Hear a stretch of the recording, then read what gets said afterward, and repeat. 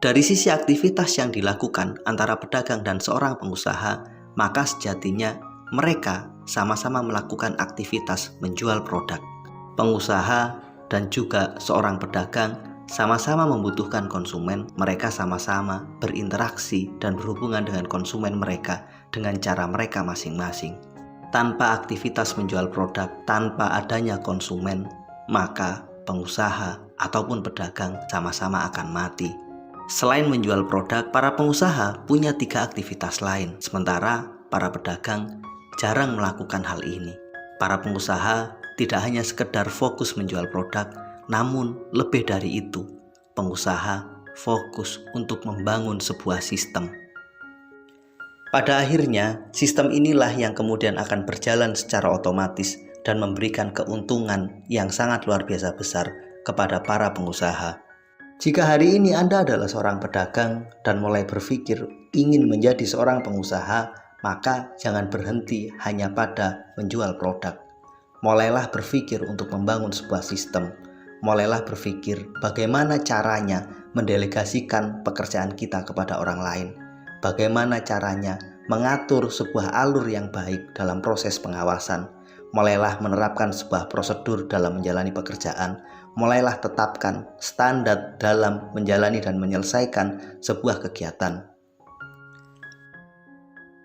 Aktivitas lain yang dilakukan oleh seorang pengusaha adalah fokus untuk membangun jaringan, mulai dari jaringan distribusi, jaringan pemasaran produk, membangun kemitraan yang strategis dengan mitra bisnis mereka, dan yang terpenting, membangun hubungan yang sangat baik dengan para konsumen dan kolega mereka. Dari sisi cara pengelolaan uang, biasanya para pedagang mengelola uang mereka dengan cara yang sangat tradisional. Mereka cenderung menjadikan satu antara uang untuk bisnis dan uang pribadi mereka. Belum ada pemisahan yang sangat jelas antara keduanya. Hal yang sangat berbeda dilakukan oleh para pengusaha. Mereka memiliki garis yang tegas antara uang pribadi mereka dengan uang bisnis mereka. Jika Anda ingin bergeser menjadi seorang pengusaha, maka mulailah terapkan ini. Bedakan antara uang Anda pribadi dengan uang yang Anda gunakan untuk bisnis. Ketika mendapatkan keuntungan, biasanya para pedagang akan cenderung menggunakan keuntungan tersebut untuk keperluan pribadi. Hal yang berbeda dilakukan oleh para pengusaha. Ketika mereka mendapatkan keuntungan, mereka lebih berorientasi untuk membangun fondasi bisnis yang kuat dan mengembangkan bisnis mereka. Mereka menggunakan sebagian dari keuntungan tersebut untuk kemudian investasi dan pengembangan bisnisnya.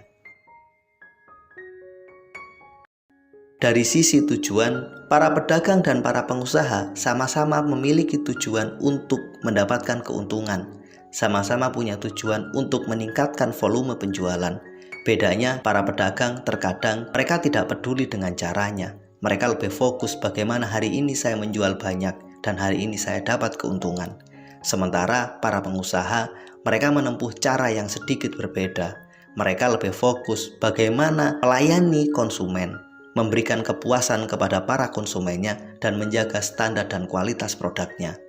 Ketika para konsumen puas, maka akan ada 2 kemungkinan yang dilakukan oleh para konsumen mereka, yakni melakukan pembelian ulang. Yang kedua, mengajak orang lain untuk membeli produk yang sama yang mereka gunakan.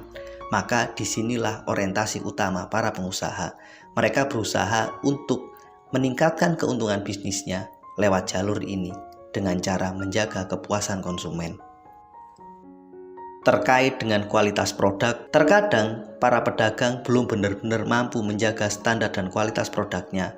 Para pemilik industri kecil, home industry, terkadang tidak memiliki kemampuan yang baik untuk mengontrol produknya. Hari ini mereka mampu menghasilkan produk dengan kualitas A, sangat mungkin besok kualitasnya akan turun. Kualitas yang turun ini punya potensi mengganggu dan merugikan konsumen. Berbeda dengan para pengusaha, mereka sangat fokus untuk menjaga kualitas produk mereka. Mereka berusaha untuk menjaga dan menetapkan standar yang sama dari masa ke masa tentang produk yang mereka hasilkan. Para pengusaha tidak segan menarik produknya jika produk yang dihasilkan ternyata tidak sesuai dengan standar yang telah mereka tetapkan. Dari sisi inovasi dan edukasi, biasanya para pedagang, sebagian dari mereka cenderung malas untuk belajar. Mereka menggunakan cara yang sama dari masa ke masa dalam berdagang.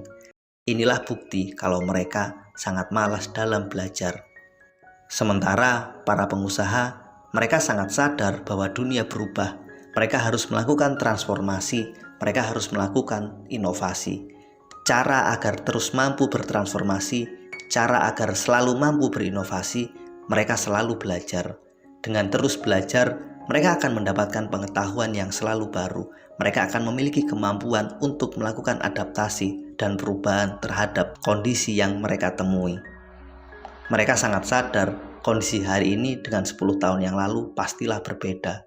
Oleh karena itu, belajar menjadi salah satu pilihan utama yang selalu mereka lakukan.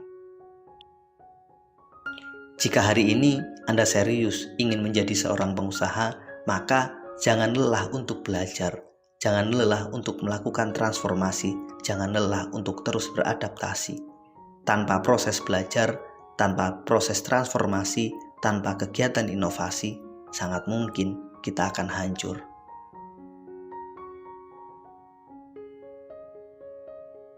Mulai sekarang, milikilah mindset seorang pengusaha. Jangan hanya sekedar menjual produk, namun mulailah fokus untuk membangun sistem dan membangun jaringan. Terkait dengan cara mengelola uang, mulailah untuk memisahkan uang pribadi dan uang bisnis Anda. Ketika mendapatkan keuntungan, gunakan sebagian dari keuntungan tersebut untuk investasi dan pengembangan bisnis Anda. Dari sisi orientasi dan tujuan, sangat penting untuk tidak sekedar fokus pada mengejar keuntungan, tapi mulailah berpikir untuk menjaga kepuasan konsumen. Anda juga harus fokus menjaga kualitas produk. Jangan sampai produk Anda kualitasnya turun, sehingga ini dapat mengganggu dan mengecewakan para konsumen.